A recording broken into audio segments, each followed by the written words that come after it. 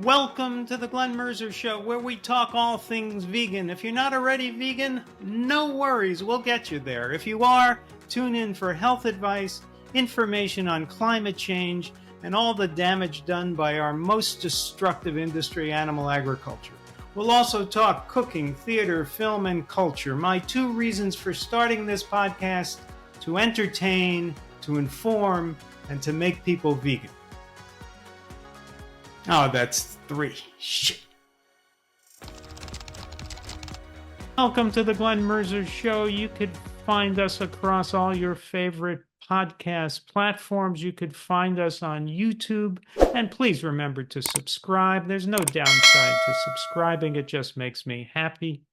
And you can find us at realmeneatplants.com. My guest today is a gentleman I've never met before, but I'm starting to get to know him, and he's a fascinating fellow. Tim Kaufman is a fellow who lost 200 pounds or so and overcame addiction, and we're going to hear his story. Tim, welcome to the show. Glenn, thank you so much for having me. I'm excited to talk to you, and thank you for all you do to make the world a healthier and happier place. Well, you're very welcome, Tim. I've been doing it in part for you, buddy. All right, I like that. Yeah. So you have an amazing story. You were how much, over 400 pounds? Yeah, we don't really know how much over 400 because the doctor literally couldn't weigh me. He was interviewed for a film, and he said that I was well over 400 pounds. So I don't really know what that means, but. And your blood pressure was what, 200 something over? Yeah, so the day I got denied for bariatric surgery, it was 255 over 115, and I was on a calcium channel blocker and a beta blocker on pretty heavy dose, and they just weren't helping. Wow. Wow. Your cholesterol was 300 or so? Yeah, on Lipitor, so I don't know what it was without the statin, but yeah. Wow. So even with a lot of pharmaceutical help, you were in terrible shape. I was. I was on, aside from pain medicine, which I'm sure we'll talk about that. I was on most of the time somewhere in the neighborhood of 20 prescriptions a month.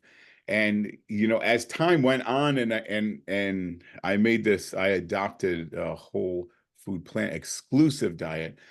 I went back to the insurance company to dig up some records, which, by the way, was pretty tough. And in 2009, my insurance company paid out over $19,000 just for pharmaceuticals in 1 year. And I always put that up in a slide next to the other one, where years later, 2016, it was $120 for vitamin B because that was the only thing that I needed. And I could have got it over the counter, Yeah. And so how old were you when you were in this miserable shape of being over 400 pounds with 255 over 115 blood pressure?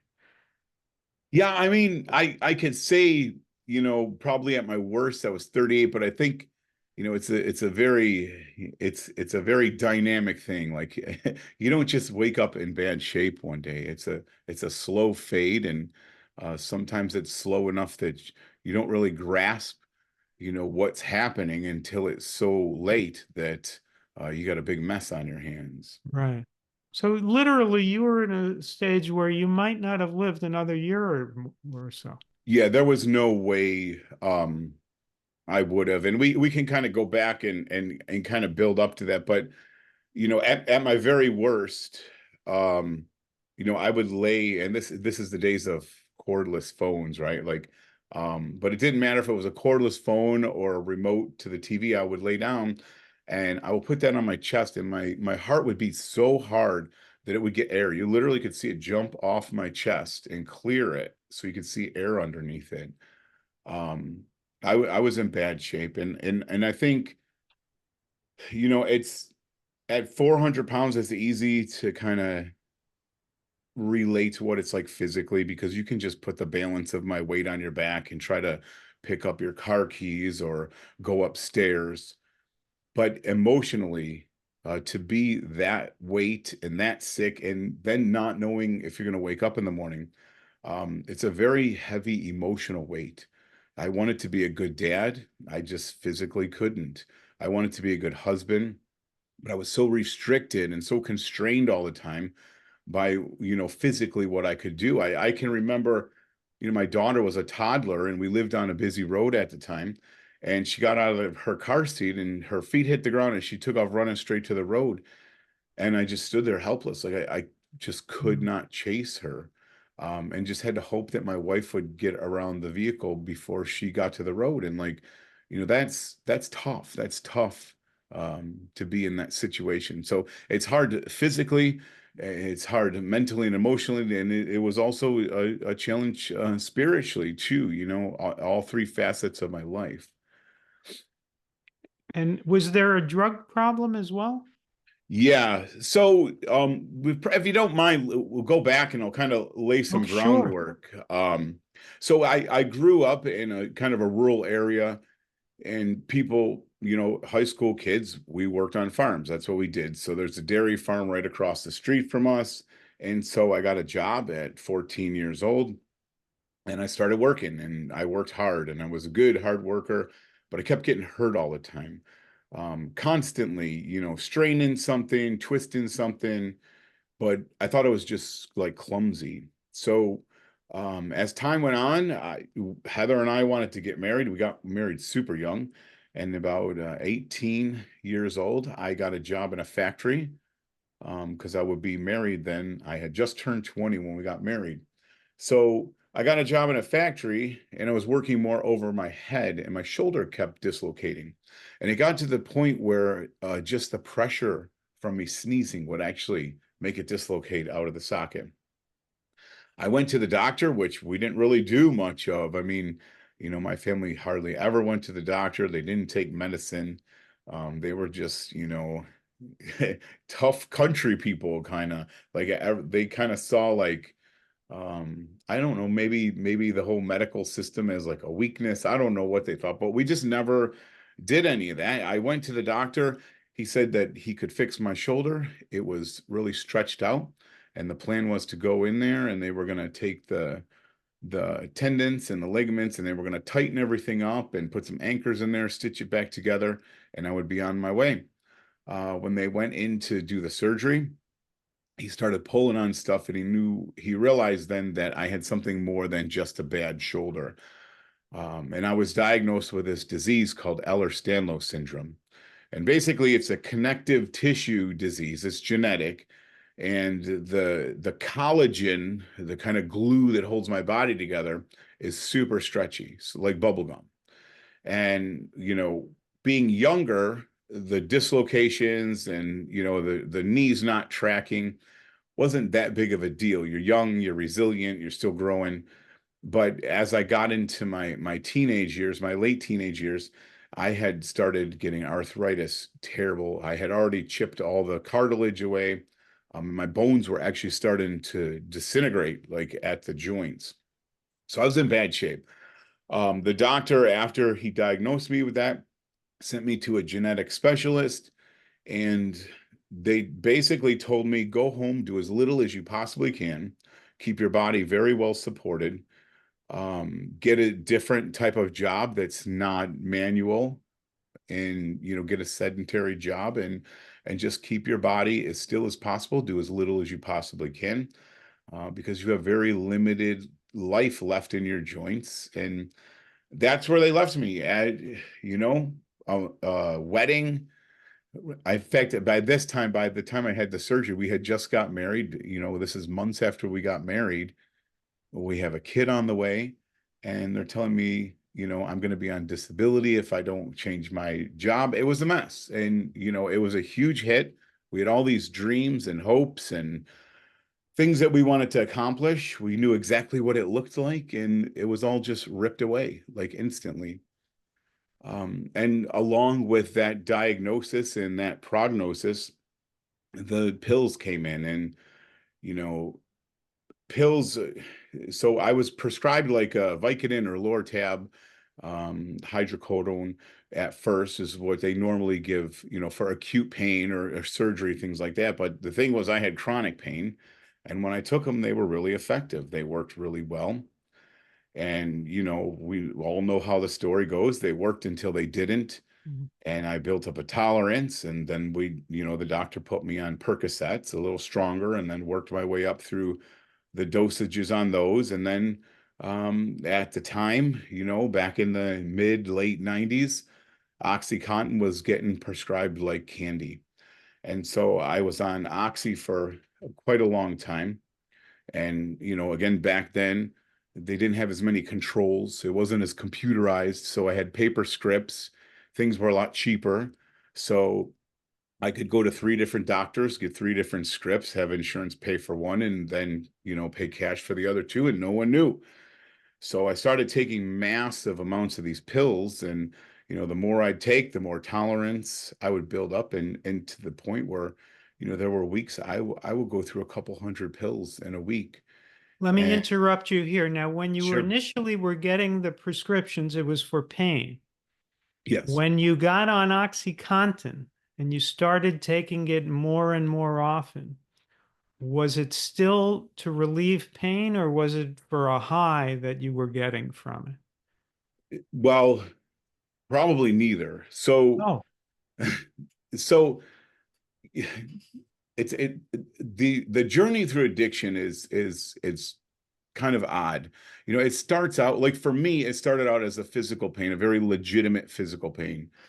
But very quickly, for me, it turned into an emotional pain. I knew what I was doing was wrong. I knew that, by the time I realized what was happening, yeah, I was so far gone. I was lying to people. I was manipulating people. Drugs ran my entire existence. That's all I tried to figure out, how fast I could get home and how fast I could black out.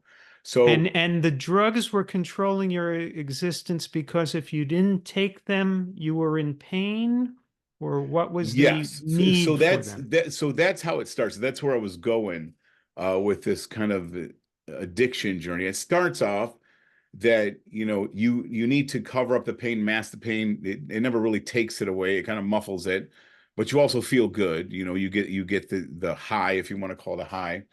And that's that I call it the escape. I was trying to escape reality with these substances. Then in time, like, once you become addicted, you're no longer looking for that high that people talk about. You're just trying to, slow down withdrawals, right? Like, you're trying, like, just to kind of not be in withdrawal. And then the final stage, the awful stage, you're literally just using so you don't feel as sick. Because once you become addicted, the high, no matter what anyone tells you, it disappears. You're just trying not to withdraw. Like, you're just trying not to be as sick. So it's definitely a trap, and it starts off with that high. It starts off with that escape, but eventually it's just, it's to kind of alleviate the symptoms of withdrawal is what happens. Hmm. If you want to optimize your health by following a plant based low fat diet, look into the education, events, recipes, exercise, fun, and more provided by the Plant Based Nutrition Support Group at pbnsg.org. So along with these pills, I had become addicted to them, and I was still in pain. My blood pressure was still high. The worst part about this is the sleeping. People, you take a narcotic and people get this idea that, yes, you're lethargic, yes, you're sleepy, but you just can't get, like, real sleep. I kept complaining to my doctor about it, and he said, I want to try a drug with you. Never heard of this drug before, but it was fentanyl. So he put me on fentanyl, and this was a transdermal patch. And the idea was, instead of with the pills having these ups and downs, the fentanyl would be, kind of a steady supply, 24/7. I'd go to bed with it, wake up with it. It would always be in my bloodstream, so I wouldn't get these peaks and valleys. And then along with the fentanyl, he's, keep taking the opioids because you need to break through the pain or stay ahead of it, however they worded it. And so then I ended up on fentanyl, and fentanyl was literally the same thing. It worked really well. It was super effective. And a couple months later, it wasn't working anymore. And so I needed more. And then the same thing until I had maxed out the fentanyl patches, and they just couldn't prescribe me anymore. Same deal. I would go nights without sleeping. I grew up in a house where my parents never drank. Heather and I were too young to get involved with like party scene and stuff. So I didn't have any friends that drank. For some reason, I thought it was a good idea to stop at a liquor store on the way home. And I bought a 1.75 liter of vodka. I came home that night after about 5 nights of not sleeping. I said, tonight I'm going to sleep. And I filled up an entire glass. I had a handful of pills, popped them in my mouth, and I ended up drinking an entire liter of vodka before I went to bed. And I blacked out. I know I had alcohol poisoning, and I wish I could tell you that I woke up and learned my lesson and never did it again. But unfortunately, this would be my new routine. Just every night before I went to bed, I drink almost a liter of vodka along with all the pills. And when I talk about addiction, I always like to talk about food because the truth is, food was probably my drug of choice. You know, all these things I would use to escape, but food, it was everywhere. And you didn't get as much judgment for it. And I didn't have to feel as guilty and hide it like I did the other things. And I would get the same, I'd pull into Burger King and, I'd get that little excitement like I'm going to get a prescription filled. And, I would get these greasy sandwiches. I would eat them. I would get my temporary 2 minutes of happiness. And then I look down and see the wrappers and think, man, what am I doing? I just keep killing myself. So that kind of takes us up to, 38 years old. I kind of fast forwarded a lot of stuff, but so by the time I was 38, I was out of control. My kidneys had shut down multiple times. I was not going to live another year. My doctor knew it. In fact, every time I walked into the doctor's office, he was shocked that I wasn't in a wheelchair because they had told me that I would be in a wheelchair by 25.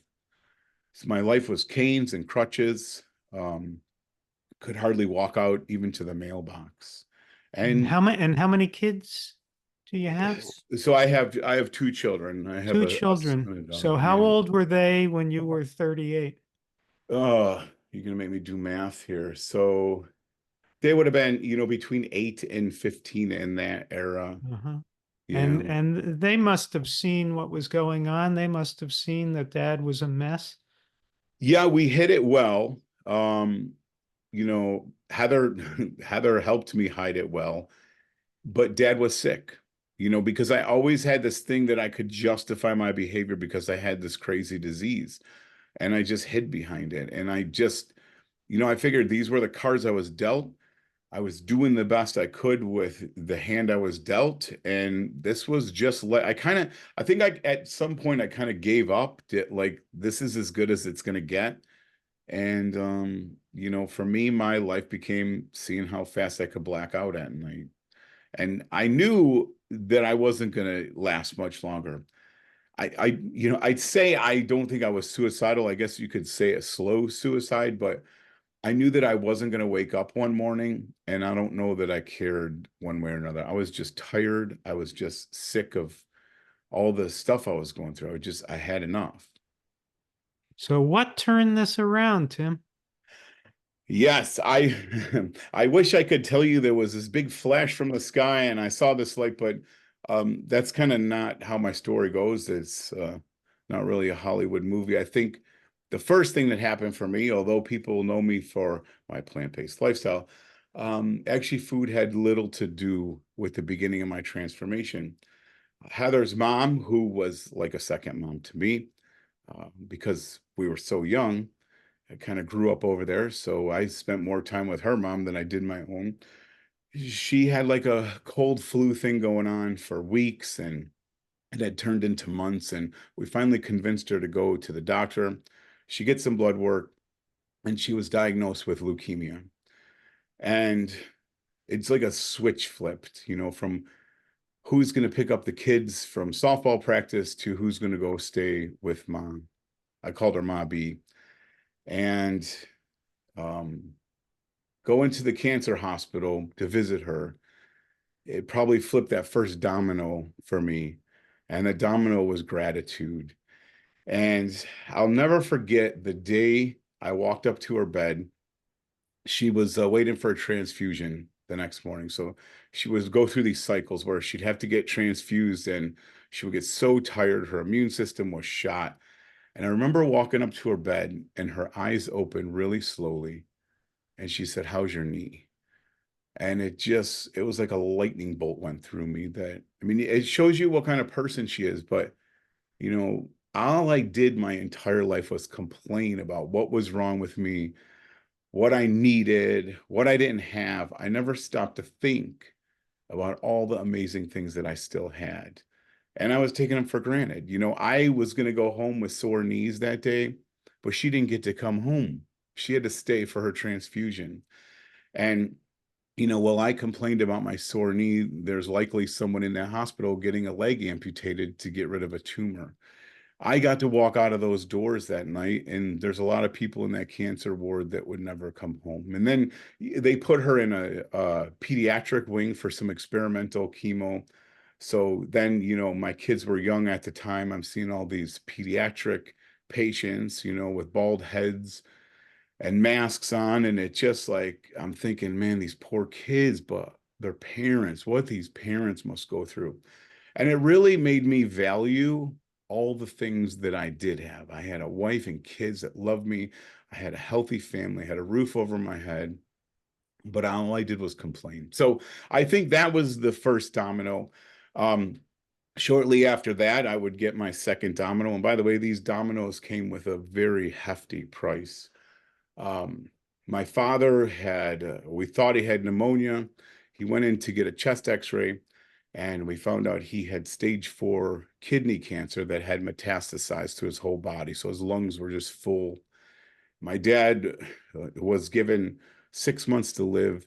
And he was my best friend in the whole world. We did everything together. We hunted together. We fished together. We built stuff together. We fixed stuff together. And just like that, 6 months. And I know, we kind of pay lip service to this idea that life is precious and life is short, but until you're staring death in the face, you really can't get it. And I think the next domino that flipped for me was life is precious. And I was just throwing mine away every day. My dad didn't make it 6 months. He made it 6 weeks to the day of his diagnosis. And he lost his battle with cancer. Shortly after that, Heather's mom lost her battle with cancer. And there we were, two fairly young people with 2 deaths back to back of our favorite people in the entire world. And trying to get kind of things back to normal for the kids and stuff, or, pasting a fake smile on your face. And I don't know what made this day special. I've replayed it a million times, but I had got to the point where I had trouble getting dressed myself. And Heather would put my socks and shoes on every morning like clockwork. And for some reason, this one particular morning, she slid a sock on my leg. She tapped the side of my leg and she goes, "You're all set." And I sat there and I thought a minute. I'm like, I don't know if I care if I die or not, but she's got to go through another funeral. She's got to plan another funeral. We just went through this twice, and I just couldn't stop thinking about her having to go, get the obituary in the paper and go pick out a casket. Like, I'm like, I can't do that to her. So for me, my kind of turn, it was a very small corner, but the first corner that I turned was I didn't necessarily want to get healthy. I just wanted to space funerals out. I knew it was inevitable that I was going to die. I just wanted to get some time so she could kind of just reel in all the stuff that we had going on. And so I did what most very intelligent people do. I went on YouTube and found an inspirational story, and that's how I got my medical advice. I saw this video. What was the inspirational story that you found? The inspiration which is really wild because when I was writing my book, I was digging to try to find this video. I cannot find it anywhere, but it was about this guy. He was every bit as big as me, 400 pounds, and he got this thing called bariatric surgery. And it was like a magic switch. And within a year, he's out running and riding a bicycle. And I'm like, that's it. That's what I got to do. So this is back in the Yellow Pages era. I looked in the back of the Yellow Pages, looked up this bariatric surgery. We had a company in Buffalo, called them up. I got a big, big thick thing to fill out in the mail, and I went and did some seminars. I had to go for some counseling, got everything all set up, which to where all I had to do was get my doctor to sign off on him. And I thought it was a brilliant idea. He'd have no trouble signing off. But that is the day that I went into the doctor. My blood pressure was 255 over 115. My heart rate was over 125, and I was just laying on the table resting. So he thought I was going to have a stroke. We kind of wheeled and dealed. He went and saw a few more patients, came back. My numbers kind of lowered a little bit, but he said, look, between everything you're on, the narcotics, I don't know how the anesthesia is going to affect you. Your heart's not in good shape. And he goes, I just don't think your body can handle the surgery. And so he denied me that surgery. I was frustrated. I was angry. But there was a little piece of me that was like, I tried, now it's his fault. Now it's not my fault. Went to bed that night, and I apologize. I'm really rushing fast. No, but it sounds to me like that surgeon did the right thing. Yeah, I mean, I tell people looking back, it was the best thing that never happened to me. But I went to bed that night and I couldn't stop thinking. I'm trying not to get emotional here, but I couldn't stop thinking about Heather's mom. And I don't want to get into all the details because it's not needed. But she had leukemia that turned to lymphoma, and then ultimately a brain tumor would form. And again, without getting into the deals, a very visible brain tumor. And she was going for radiation. She was so sick and so frail and so weak. But like every other day, she's going to the hospital to get radiation on her brain, that's a whole process in itself. And so finally, her doctor said, Carol, why do you keep doing this? Like, why are you doing this? And she just, she got choked up and she goes, I just want to be here for my family. And man, I could not shake that, remembering that night. And I thought, man, all she did to fight for every day to live, just out of respect to her, I got to do something. Like, no matter what it is, I have to do something. And I think, I love to share my story, but I'm also a teacher, so I can't help this. But I think that's a really good point here for your listeners that, what I'm going to tell you I did was wrong. And in fact, the truth is most of the things I did leading up to this have been wrong. But there's a really good point here that I used to hide from this stuff. But the truth is, doing something wrong is better than doing nothing, because we get caught in these traps where we think we want to make a change in our life, and we want to wait until we have the perfect opportunity or we have the perfect, plan. Like, the point here is do something, and it's probably going to be wrong, but you'll figure it out as you go. And so the first thing I did what I knew, right? I knew at the time, we'd probably call it keto today, but at the time, Atkins diet was a big fad diet at the time. So for me, it was great because I could eat chicken wings and cheese, and these were two of my favorite things. Fast food, like I say, 4 times a day for fast food, pizza and wings almost daily. And then we would go out to eat at least once a week. Very rare did we cook anything at home. So Atkins was the thing for me, and I thought this is going to be great. So then I swapped out like red meat for like turkey and stuff like that. But something else happened during this time, which I didn't really put too much value on till I wrote my book, and I actually was kind of reliving some of this stuff. And it was a journal, and it's the silliest thing because if I'm being honest, I was a big Harley guy. I had I wore Carhartts. I lived in Carhartts and big bushy beards. And, I thought to myself, I'm a badass. Little did I know. Um, so for me to write something was nonsense. I remember when I was sitting here thinking about it, it's like Marsha Brady, like she wrote in diaries, like big, strong guys don't write in diaries. But again, one of those things, I told Heather, I said, do you have like a small notebook that the kids aren't using? And she had a little spiral notebook. I still have it to this day. And there was a few pages that they wrote on, and I ripped a few pages out and I wrote on that journal. I didn't really know what I was doing, but I said, this is the first day of the rest of your life. I put the date down. I put my weight down as close as I could. And I wrote down what I was going to eat the next day. And it was like mozzarella cheese sticks, yogurt, things like this. And I'm like, okay, now I know people, they worry about what they eat, but they also do exercise. Well, I couldn't really do much exercise, but about 2 weeks before this, I got up out of my office chair and I pushed so hard on the handles that I broke both sides of the chair arms off. I was humiliated.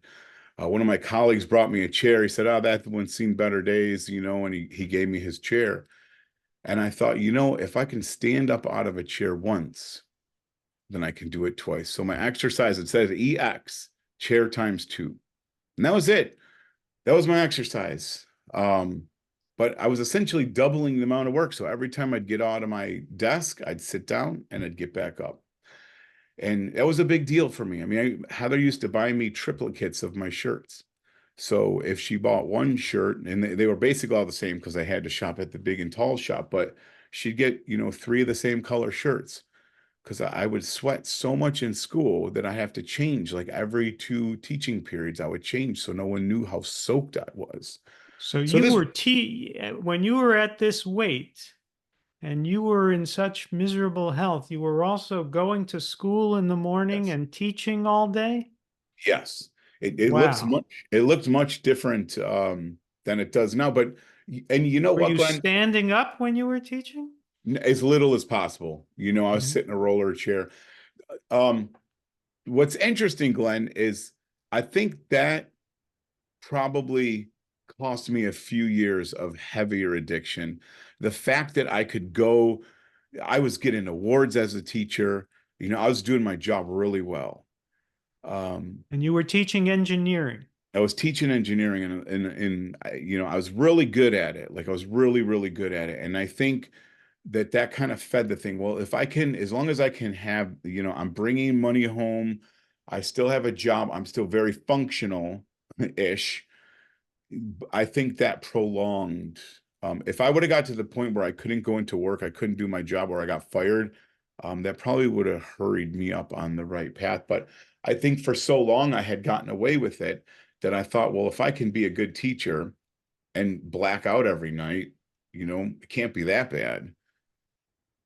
So Now, so at this point, when you write that, when you start to write that diary and you write down that you're going to get up out of a chair twice a day, are you still on the OxyContin?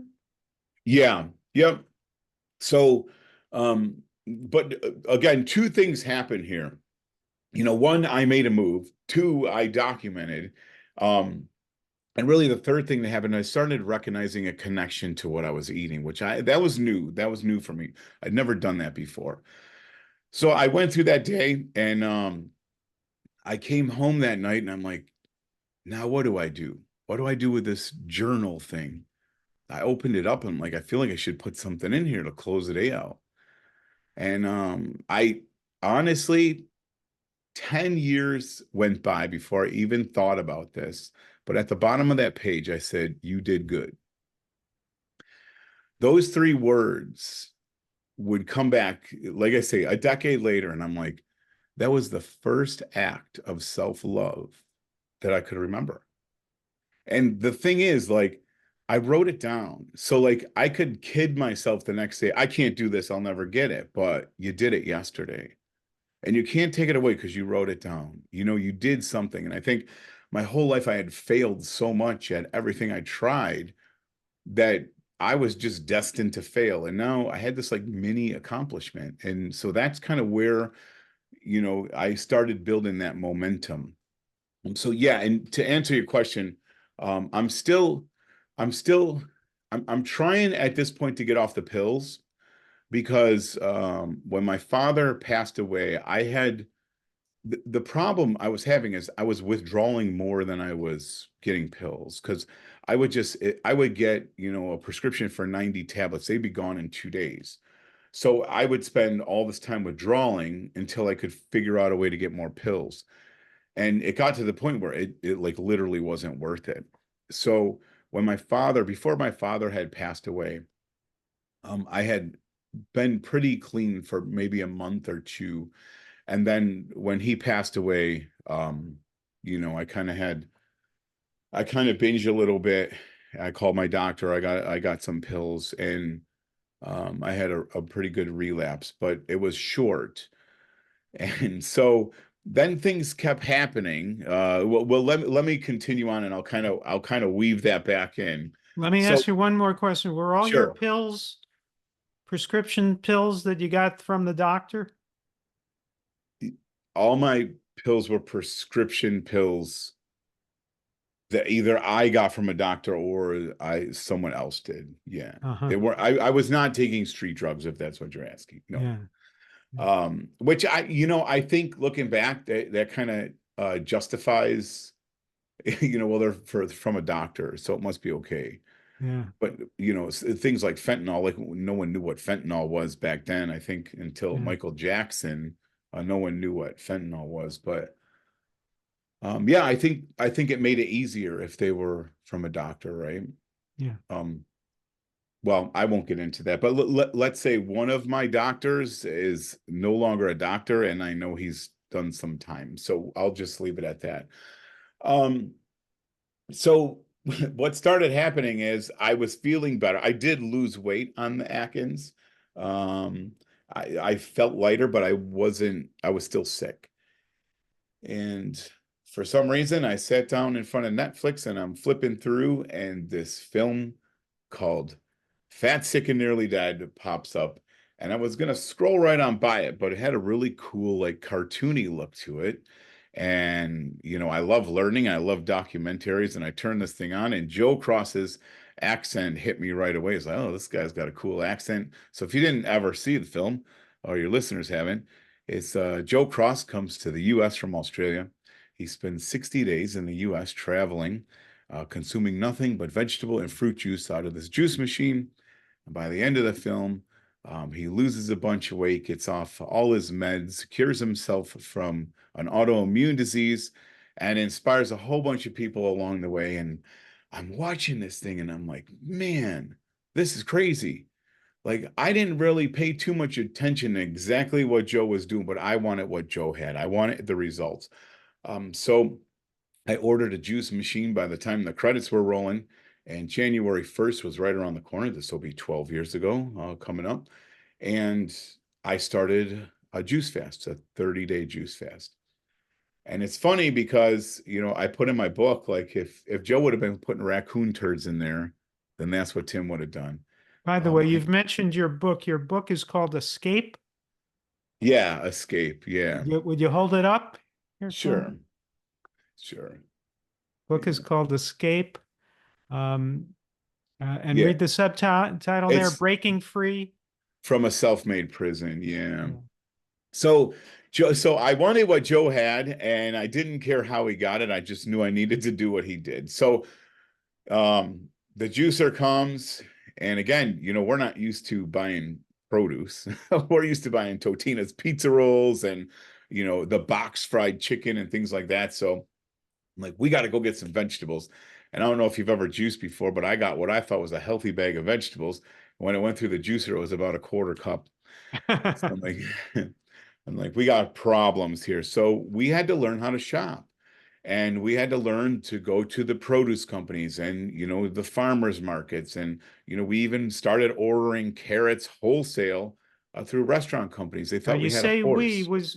was your wife Heather doing this with you? She was not, but she was, Heather has always been there supporting, every move I make. And so she did the shopping. So it was a rare occasion to have me go shopping, but it wouldn't be, a couple weeks into the juice fast. I'm waving kale across the store, telling it's only 99 cents a pound. We got to stock up. And that's the one thing that 30-day juice fast did for me, was it showed me that we could buy produce and vegetables. But the short of it is, the first 3 days sucked. The fourth day, my hunger kind of subsided. And Glenn, I literally have told this story thousands of times, and I have never yet mentioned this fifth day without getting at least goosebumps. But man, a miracle happened, and I went to bed, and when I woke up, I was in the same exact position that I had fallen asleep in. And man, yeah, that's all I ever wanted to do. It was just nighttime was really bad for me, because with EDS, your joints kind of separate, like they all kind of like they relax. And night was just awful. And man, I got my first night of sleep, 5 stinking days on this juice fast. And as the days would go by, my eczema started clearing up, my acne went away, my eyes got clear, sleep apnea, acid reflux, like you name it, started getting better, more energy, color started coming back in my face. And How about the need for the drugs? Did you, during the juice fast, were you able to reduce them? Yeah, very much so. And so by this time I was done with the pills, and I got to tell you a funny story. So I used to chew tobacco, and I'm standing over the juicer, and Joe Cross has this juice he calls Mean Green, and it became one of my favorites. It's kale, cucumber, celery, ginger, green apple, and lemon. And I can remember that kale and the Copenhagen had this really nice flavor. And then I'm like, what the heck am I doing? I got a lip full of tobacco and I'm drinking kale juice. It didn't make sense to me. And I'm like, I can't be, trying to heal my body while I'm hurting my body. So I actually quit chewing that day once it kind of clicked. The pills were already gone by this point. I need to have a disclaimer here that anyone that struggles with addiction should get help like now. And don't be embarrassed, and don't feel guilty about getting help. Like, there's help out there, and reach out to people. I had myself in a position, or so I thought, that being in the public sector, I didn't want to reach out for help. I thought about going to Canada, because we're pretty close to Canada here. But so I quit the pills. I had already done that. I quit the drinking cold turkey right around that time. And the fentanyl was a different story. I knew enough about it that I couldn't just quit that. Um, so so what I did is, I have an engineering background, and I just took a scale upstairs. Well, it was a dial caliper, but I just measured out a 16th of an inch, and I made a template of the shape of the patch. And I scribed 16th-inch lines on this patch, this template. Wow. And every time I put a patch on, I would cut a 16th of an inch off. And through the months, it got so small it wasn't even worth putting on anymore. So that's how I That's got remarkable too. fentanyl. Fentanyl's bad stuff, and I Yeah. wouldn't wish that on my worst enemy. But yeah, so back to the juice fast. So I'm on day 20. Things are great. I'm bored. I'm bored watching TV. But I tuned into Netflix like I always did, and because I watched Fat, Sick, and Nearly Dead, a film called Forks Over Knives showed up in my feed. And I tell people that Forks Over Knives didn't just save my life, it literally gave me a completely new one. Because what I learned is that I could I could eat the things that I was juicing, but I could also add in whole grains, legumes, nuts, and seeds. And I have this perfect diet. And so 30 days came, and I switched right over to a whole food, plant exclusive diet. It took me a little bit to catch up on the things like the coconut oils and stuff. It was definitely a process.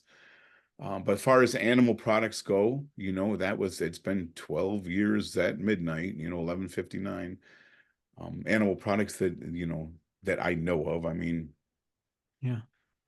but yeah, and it's, since then, I still have EDS, but my symptoms, we could talk a little bit about that. I kind of don't like to talk about activity because if people can change one thing, it's what they eat. Everyone can control what they eat.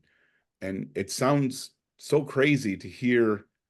Well, I guess I'll leave it up to you. You want me to talk about the activity end of things? Yes, go ahead, please. So, and this is not for everyone. It's so wild to know that at 25 they told me I'd be in a wheelchair, and to see what's progressed. So Heather came in the house one day and she goes, "Do you want to go for a walk?" And I used to tease her. I'm like, "Why would you walk when we have a perfectly good vehicle sitting in the driveway? Did you break it? Is it broke down?" She goes, "No, I'm just gonna go for a walk with the kids." And I felt bad because I kind of snapped at her. I'm like, "All right, I'll go for a walk." Well, at the time, I was in these things called immobilizers. So if someone gets acute trauma to a knee, they usually put them in these things. They're basically tubes. We had tried braces on everything, but I was so heavy that the braces couldn't like do their job. So they had me these immobilizers, and my first walk was supposed to be 3/4 of a mile out, 3/4 back to the car. And I didn't make it. I made it about 0.74 miles, and I just couldn't go Oh, anymore. that's pretty close. Well, I had to turn around and go back. Uh-huh.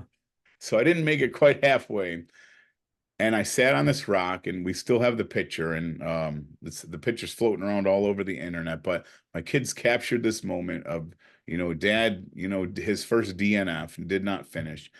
So Heather ran with the kids, got the car, came and picked me up, and I was a mess. I had ice packs on my knees. I almost went to the hospital. For some reason, I wanted to go back and finish that silly walk. So I did. The next weekend, I went back and I was able to finish it. I would start walking every weekend. I wasn't good at it. It'd take me sometimes an hour to walk a mile, but I was getting it done and starting to log it. And before I knew it, I started hiking, which the doctor said, do not ever go on uneven ground.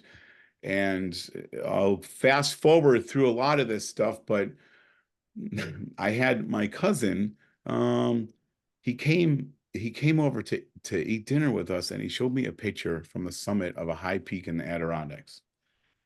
And he said something to me. It's another one of these dominoes that kind of tipped for me. He said, you've heard people say, the picture doesn't do it justice.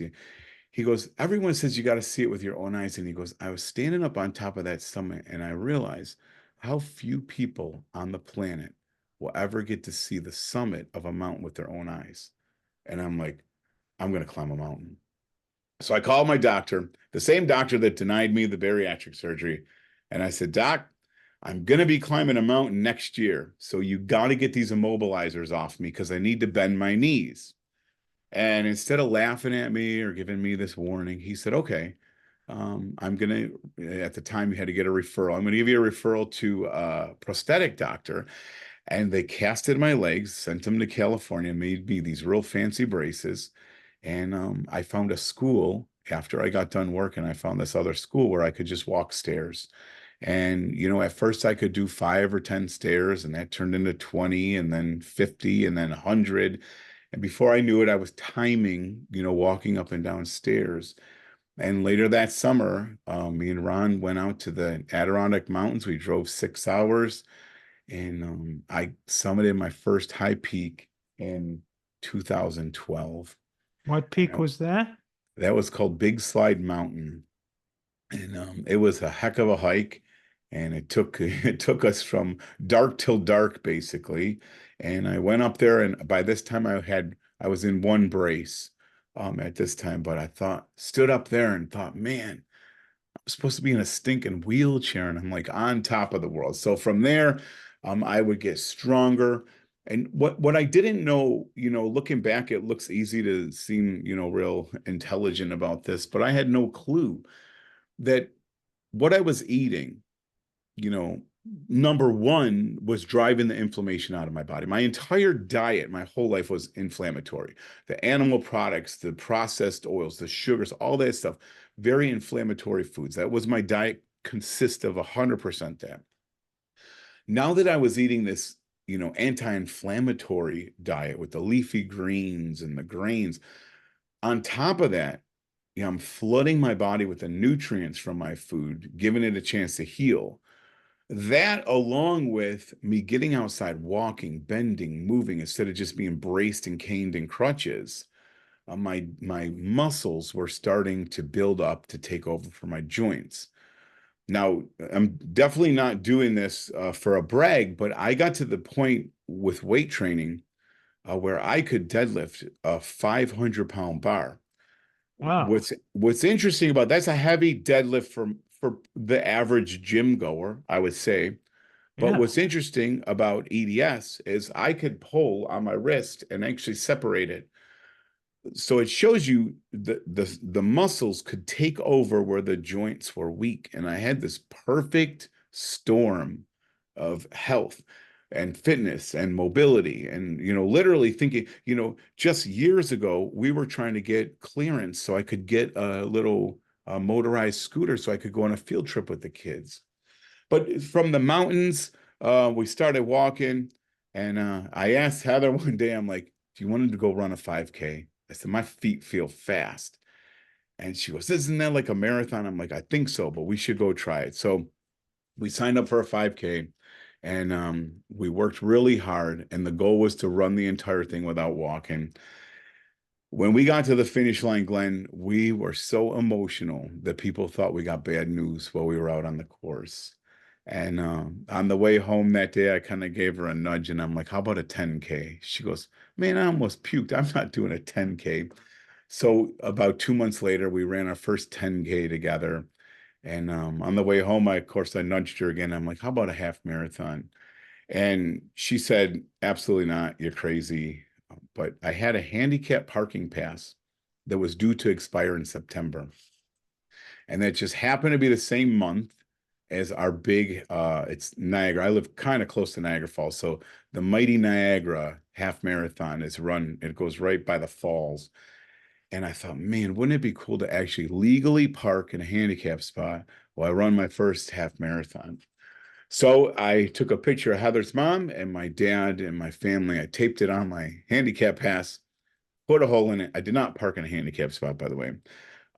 Put a hole in it, and I wore it around my waist for my first half marathon. And from there, I would get into marathons and ultra marathons and 50-mile ultra marathons. Then I would get into heavy cycling, 100-mile centuries, and ultimately learn how to swim. And in fact, just about a month and a couple weeks ago, I just crossed the finish line of Lake Placid Ironman, which is a very tough race. Wow. And Congratulations. yeah, thank you. So yeah, this handicapped EDS guy, I put thousands and thousands of miles on my feet. Now, hasn't all been sunshine and roses. They almost amputated my foot a few years ago. Why was that? Because, well, like I said before, the cartilage is gone and the bones are chipping. So,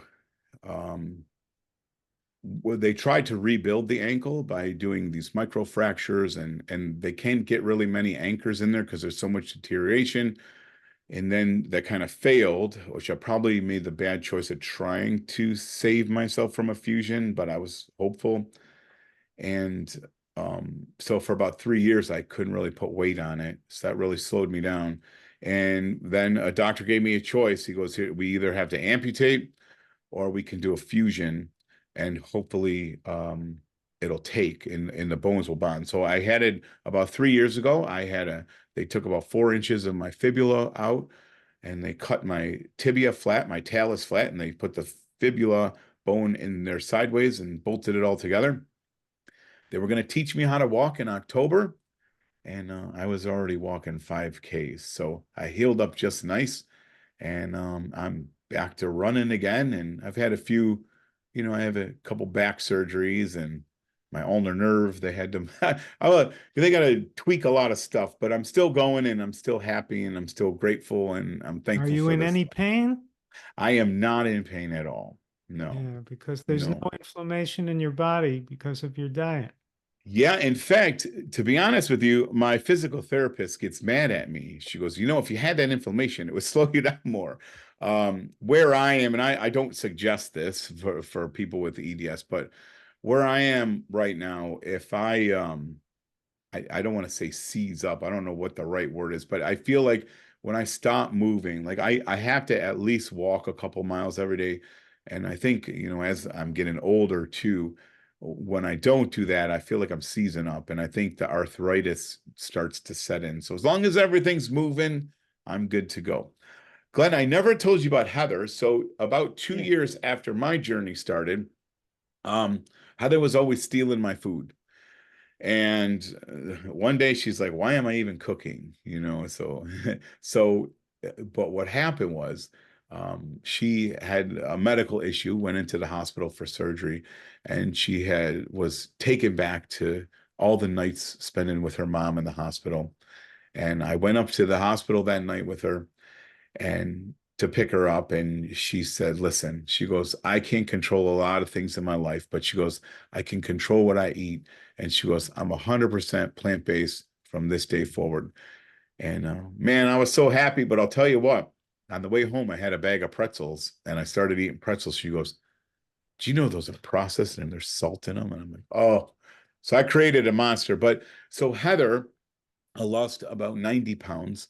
And she was the kid that skipped gym class when they had to run. And she has turned into a very competitive runner. In fact, she just finished a 50-mile ultra, 52.26 miles actually, just 2 weeks ago. So I'm super proud of her. As you should be. Now, let's go back to the time when you did that 30-day juice fast. Sure. Do you know how much weight you lost during those 30 days and how much your blood pressure went down and those kinds of metrics? So I don't know the blood pressure. Believe it or not, the doctor always wanted me to have electronic blood pressure cuff, which I bought one, but the thing wouldn't fit around my arm the right way. My arm was too big for it. But I could hear my blood pressure. Like literally, when I knew when my blood pressure was high enough, I could hear it and I could actually feel it in my eyes. But that I could tell that went down right away. As far as weight goes, I'm gonna say that you know over 30 pounds through the 30 days. Now, the thing with juicing, even water fasting, you lose a lot of water weight through the process because the carbohydrates like to take in water, and when you're holding on to them, you're holding that weight. But the bottom line is you're going to put some of the weight back on. So if you do a 3-day fast for whatever reason, your weight comes down, but you're going to put some of it back on. So you did that 30-day fast and straight from there you segued into a whole plant food diet, right? Yep. Yep. And so then did you follow your metrics after that? How much your blood pressure, your cholesterol, your weight went down over the next 30, 60, 90 days? Sure. So most of my weight came off fast. Within the first year, I tell people that the first 90% of your weight comes off fast. That last 10%, you got to work twice as hard as the first 90%. But so cholesterol was always over 300 on Lipitor. That right now is at about 104 for my total cholesterol. Sometimes it's up in the 110. I only get it tested once a year now, but sometimes it's in like 112, somewhere in there. And Uh, about how long into the whole plant food diet did you get off the Lipitor? right away. Like Right away. like that was the first thing that my cholesterol, and for years my mother told me we have hereditary high cholesterol. Yeah. My cholesterol came down Yeah, fast. That you was have her what she meant to say was you have hereditary yeah, eating habits. yeah, I tried to tell her that. Yes, 100% right. Triglycerides 274, down in the high 60s. That was fast too. Blood pressure did take a little bit to come down. I found, the funny thing is, I did not really do any fitness or like exercise, as most people would call it, most of my weight loss. When I say I was walking, it was like 30 minutes of walking. Like I did not exercise. That came later because I had a lot of energy and I Right. felt good. That's a whole nother talk. I mean, I think we need to be exercising, especially outside, more for our emotional health than physical health. But so my blood pressure came down drastically when I started, especially running. It did take a while though. And did you get any pushback from your doctors about getting off your meds? None at all. In Good. fact, my doctor, he had a new rule installed. I don't think the rule exists anymore because I haven't heard from anyone. But if you wanted to get bariatric surgery, he gave you, of course, with my permission, he gave you my cell phone number and you had to listen to Tim for 30 days. And you know something, Glenn? I Huh. live in a rural area, and the first guy that calls me, I'm like, yeah, I can help you. And I'm like, how am I going to help? Like, I don't know, what am I doing? So I hung up with him, and Heather goes, well, what did you do? And I'm like, I don't know. I'm having him over for veggie burger and fries. Who is he? I have no idea. So we had this couple over for veggie burgers and baked fries, and he listened to everything I said for 30 days. And at the end of 30 days, he didn't qualify for the surgery anymore. I'm loving this doctor you're talking about. He sounds Yeah, like a terrific guy. he's been super supportive. He himself is not plant-based. But he's been super supportive. He writes it on all my charts. There's always something there about diet, and he was thriving on plant-based, and so he's been really supportive through it. Oh, I wonder why he doesn't go on a plant-based diet. I don't know. It's culture, tradition, I don't know. Well, ask him to watch this video and take him to this point, and then I'll just say to him, Doc, you sound like a terrific person. It's time. Go on the Yeah. plant-based diet. And he actually has Dr. Esselstyn's Prevent and reverse reverse heart reverse. disease. Yep, he's got that. I think he's got the China study. So he knows, he Yeah. knows. Okay. Well, that's the first step, I guess. Um, and So these days, how much of your time do you spend exercising and doing marathons and all that? So Ironman is hard. It's like a job. Towards the end of Ironman, it was like 15, 20 hours a week for the last 4 weeks. But, for the most part, you know, I know this wasn't the question, but I'm just going to throw it out there because I think, I've learned a lot over the past 12 years. And what I used to tell people the first 2 or 3 years, I was super excited. I was trying to cram this down everyone's throat, which doesn't work, as we both know that. But I think the first step is, if you want people to follow along with you, you need to live in such a way that they're wondering what the heck you have that they don't, and people will come to you. But I say that because with regard to exercise, fitness, it's more than just hammering on a treadmill or logging miles or even medals. Um, I My life is set up in such a way that I cannot afford to eat any other way than the most healthful way I can find. And I think that's kind of the missing link that I'm seeing. We've worked with a lot of people through the years, and in our own experience, you wonder, one, why people don't want to just adopt this lifestyle. It makes so much sense. The research, like, everything's there. And I can almost see that people being apprehensive and just don't want it, just don't care. But when you see people that adopt a whole food plant exclusive lifestyle, they regain their health, they get healthy, happy, active, and then all of a sudden 3 years later they're back where they started. It breaks my heart. That's a whole different situation. And what I believe happens is we forget a huge aspect of this transformation, and it really needs to be our lifestyle. And what I mean by that is, like, you know, if we save money and just put it in a big bucket and never spend it, great, we have a lot of money, but we're not doing anything with it. So what's the point? And I feel like my health is like that. If we work hard and eat the right way and, make good choices and sacrifice things that are delicious for things that are still delicious, but they're not a Snickers bar, what do we do with our health? If our health is our wealth and we're not spending it, what's the point? If you're going to get healthy to sit in front of the TV 24/7, stupid. It's never gonna stick. So my point is this. When you have your health, you need to treat it like it's such a precious gift. And what are you going to do with it? For years, like I would say, I would love to go kayaking. I would love to do this. Like, do it. Like, go do it. Like, you have this health that you've earned by making good choices. Go on the kayak trip. Go climb the mountain. Go on vacation to these places that you can walk around.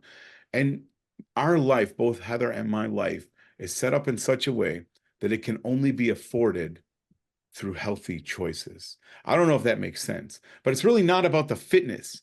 It's about the whole thing.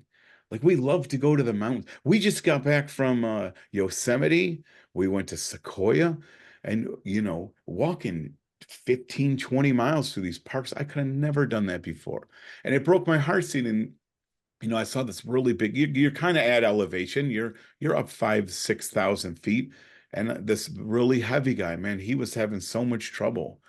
And, I was flashback, just, man, I'm glad that I ate those greens and beans today, because if I didn't, that's where I would be, sitting on a bench trying to catch my breath. That was a long answer to, yeah, just keeping life fun. Well, as I listen to your story, I know that all your health metrics improved, and your blood pressure improved, your cholesterol improved, your triglycerides improved because you improved your diet. It's a fairly simple equation there. Mm-hmm. But if I were to ask you, what is it that mostly helped you getting off the drugs? What do you attribute that to? What would you say?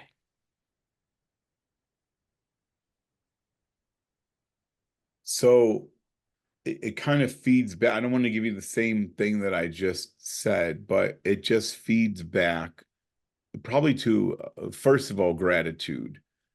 And second of all, living a life that I don't need to escape. I think with food and drugs, you can almost put them in the same bin and say abstinence from these substances will never work. Like, you can't have enough willpower all the time, every day for the rest of your life. You just can't do it.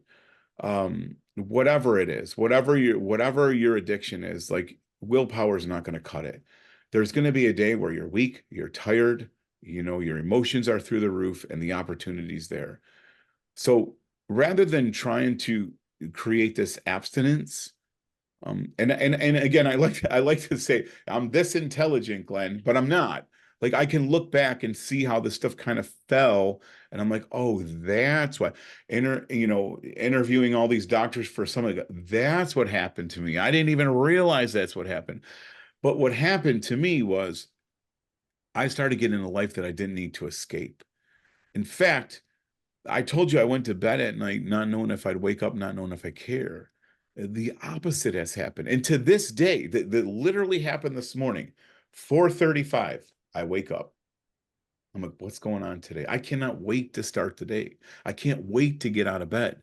That in itself is reason enough to eat a whole plant exclusive diet. But in any event, if we take that energy, instead of trying to abstain or have willpower, Number one, we build our environment. We build this little space around us where we don't have to make willpower a thing. If there's no junk in my house, I'm not eating junk. If there's no drugs and booze in my house, I'm not doing that either. That's the first step. The second step is once you have the energy poured into your environment where you have a clean place, the next thing is build a life of connection, community, service to others, helping people. It's really hard to have a bad day, when you're going and doing volunteer work and things like this. So it's not as easy as saying, oh, this is what happened. But over time, what happened is this entirely new life blossomed that I would never want to go back. I would literally, and I know we're running short on time, but this is how strongly I feel about it. I told you about the surgery that I had on my foot. Well, I didn't tell you about a back surgery that I had that was very extensive. 30 some staples right up. I had all four of my lumbar lamina cut out of me. It was a very awful surgery. Drain bags. It was awful.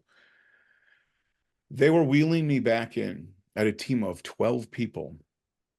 And I said, by the way, I said, I don't care how this works out, but I want you guys to agree that before, during, and after, that I don't have any opioids at all. And it was complete silence. Like everyone, they were all busy. It went to complete silence and they all stopped. And they're like, what are you talking about? I'm like, no opioids. If you can't do the surgery without opioids, I'm just take the IV out. I'm done. And so the anesthesia team, the three of them stepped forward and they said, well, why not? And I said, well, I made myself a promise. And the guy cut me off. The doctor cut me off. And he goes, he goes, if you have opioids, you're never even going to know it. You're going to be asleep. And he's like, you're not going to relapse. I'm like, I'm not worried about relapsing. And he said, well, what's the problem? And I said, I promised myself two things when I quit. I said I would never have opioids in my blood again. And the second promise is I would never break that promise. And I said, at any cost, like I will not get this surgery. And he said, okay, I understand. They were all crying. They walked away. They came back about 5 minutes later. They had a whole different plan. So I went through some pretty brutal surgeries with no painkillers, no opioids. And that's how strongly I feel about it. And how much pain was there? Not as much as I thought it would. There you go. That's the lesson. I know. It's crazy. I have told this story about getting hernia surgery where they scared the hell out of me about how much pain I would have. I had no pain. Yeah. And, and when you eat the diet we eat and there is less inflammation in your body, there is going to be much less pain. Yeah, and there's other ways. My hernia surgery didn't compare to yours. I'm not saying it did, but there was no pain. Yeah, but I think a lot of it's a mental thing. Like, because I even told it the pain train's coming, and the pain train never showed up. And yeah, but and there's other ways too that no one talks about. I got some really good headphones, and I listened to music. I wrote a whole book during that one surgery. I wrote another book during the other surgery. So. Is one of these books Escape? Oh, that was a good chunk of that one, yeah. And then, I wrote a cookbook on the first one, and so you can keep your mind occupied. You could still, like, even in the chair, I had a pair of dumbbells. I was trying to get some blood flowing, and it wasn't that bad. But to answer your question, it's not about abstaining from these things. It's about filling your life with so much fun, energy, and community and connection and love that you really have no reason to escape. You really have no need to escape. Now, let me ask you this. When you were a 400-pound guy riding a motorcycle, was it a Harley?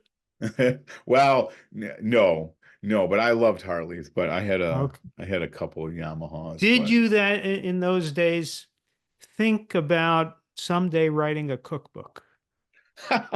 No, I absolutely did not. And cooking. So I actually taught courses at Williamsville Community Education in the home ec room. And I lecture, because I teach physics and math and this type of thing. And I get up there for our 6-week plant-based 101 class, how to transition to plant-based eating. And we packed the room out. There was about 30 people in there. And I'm lecture, PowerPoint, blah, blah, blah, blah. And one of the ladies says, well, are you going to cook? And I'm like, no, you don't need to cook. Like, what are you talking about? I'm showing you the science. Listen to what Dr. Greger's saying. The class took a huge turn to basically a cooking class. I would talk for about 15 minutes and we'd cook for an hour, and we got them involved and they would do prep, and it was really neat. So that was the biggest shocker for me. Like, because I have this one picture of me in a demolition derby and I'm in this Carhartt bibs and I'm all of 400 pounds. And I got this big flannel shirt on, and it's like I'm getting in this car that ready for the demolition derby, and I'm like, this guy's teaching cooking classes in a middle school home ec room. How fun is that? And hunting and fishing, I should offer this too. I did not know what a vegan was, and for the longest time, I'd never heard of that term before. My whole life was hunting and fishing, and when I wasn't hunting and fishing, I was getting ready to hunt and fish. And I that's how I opened at Vegan Summerfest this year in Pittsburgh. I said, and here I am standing right before Dr. Greger. I'm opening for him, and I'm like, you know what? That shows you one thing. Like, anybody can change. Like, I literally have the first deer I shot tattooed on my arm, and now I sing happy birthday to Albert, the rescue cow at our local sanctuary. So yeah, it's out there for anyone, and anyone can do this. It's literally a choice, that's all it is. When you were 400 pounds and you were teaching, you mentioned before how the fact that you were able to keep functioning and keep teaching might have prolonged your descent because you were able to tell yourself you were functioning. But when you think back to those days when you were 400 pounds and you were teaching engineering, and now I guess you're at about half that weight. Sure. And you're still teaching, right? Sure. How would you compare teaching now to teaching then? So the kids call me the game show host. I'm all over the place. I fly around the room. So yeah, I'm very energetic when I teach. Part of it is because I'm competing with these stupid phones now, so I have to do something to get their attention. But yeah, 100% different teaching style altogether. I'm all over the place, So yeah, it feels good. And the other thing too is I get to be a health teacher for 4 days out of each school year. Actually, more now. They even have me doing summer schools now. So every year, so I work for a very large school district, and our school graduates. Well, let's say it this way: there's about 2,000 students at our school, and every single one of them will hear my story. They watch Forks Over Knives. They will hear my story of nutrition. I come back and talk about addiction, recovery. I talk about social stuff and self-value, goal setting, and things like this.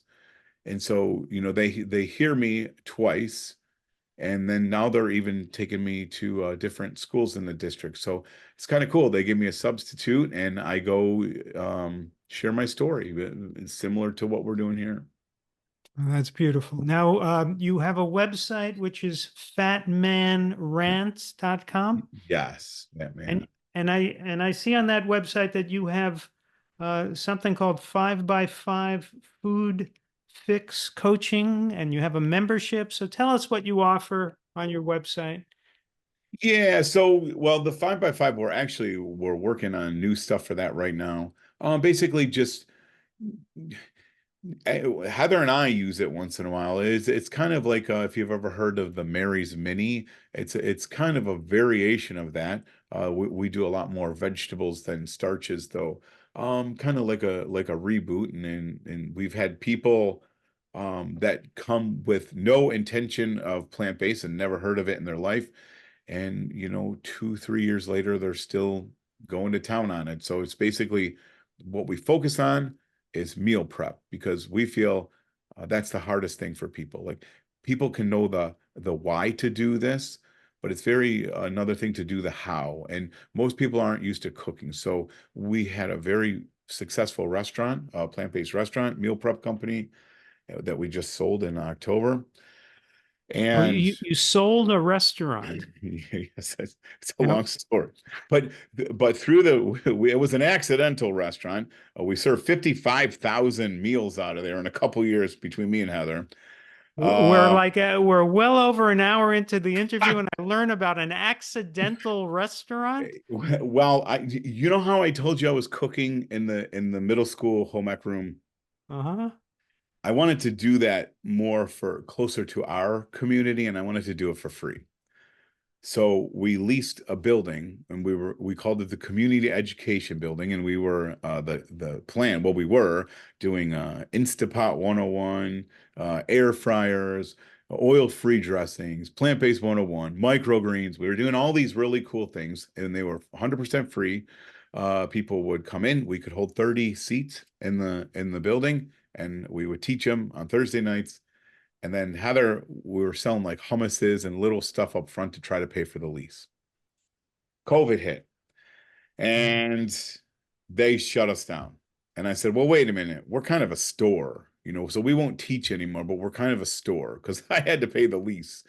And, well, I shouldn't even, we had the beginnings of a plant-based veggie burger, oil-free burger, because you couldn't find them. So we bought some equipment. It was a project I had going with a restaurant owner. So we already had this equipment, and COVID happened, and there were people around the building that were living paycheck to paycheck because they had jobs in the food industry. So I'm like, you know what? Put a post out. We're going to do City of Good Neighbor meals. We had huge bags of like dry beans, rice. We put them all in the pressure cookers. I had some commercial pressure cookers. We just kept doing rice, veggies, and beans. Packed them up. We call them City of Good Neighbor meals. You come get 4 meals from us. You have to take 2 extra to give to someone else. That's how we distributed them.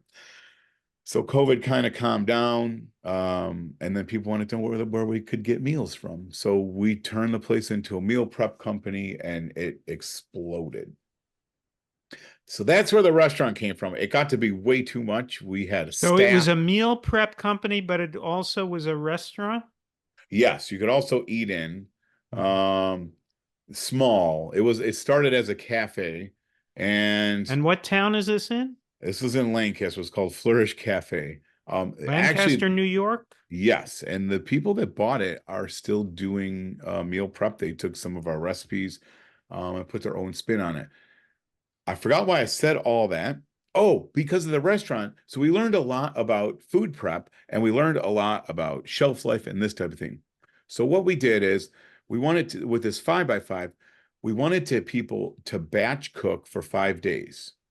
And if they did that 5 times, that would take them through 25 days. And so the goal here is we show them how to batch cook, package their meals up. So when they open the fridge, there's 15 containers, and that's that's basically it. We teach them how to meal prep, and you do that 5 days in a row, and that's all you eat. It's basically like homemade Nutrisystem where your meals come already prepared, but you're the one preparing them. Uh-huh. Yeah. And you also have a membership? Tell us about that. Yeah, that's super fun.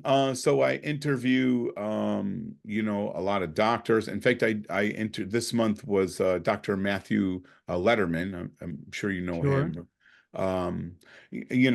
Dr. Gray, all my friends, Dr. Clapper, and then we do a lot of success stories. So basically, they get 2 recipes, and I do a Tim talk, like something that helps me in my journey, like an 8-minute recorded video. They get to interview. And then actually in an hour and a half here, oh no, and I got to actually get going at 7:00. We cook on Zoom with everyone. So tonight in a half an hour, we're going to cook the recipes that I posted on the 15th, and we all cook together, and it's fun. We hold the food up, and it's fun. Well, I'm going to let you go so you can do your food preparation, Tim, but it's been a pleasure and a revelation getting to know you. And people can go to fatmanrants.com Yes, and I was a learn fat more. man and I love to rant. So there you go. All right. Well, thank you so much for sharing your story with us. Thanks for having me. And I just want to remind your listeners that this is out there for anyone. There's nothing special about me. I didn't have willpower. I just decided to make good choices, and your choices will spill over onto the people that you love. So it's just a choice away. Change is literally just a choice. So, Glenn, thank you so much for having me. Thank you, Tim. Be well. This has been the Glenn Mercer Show, where everyone listening turns vegan, regains their health, and annoys their friends and relatives. Find us on YouTube at The Glenn Mercer Show and across all your major podcast platforms. Don't forget to subscribe.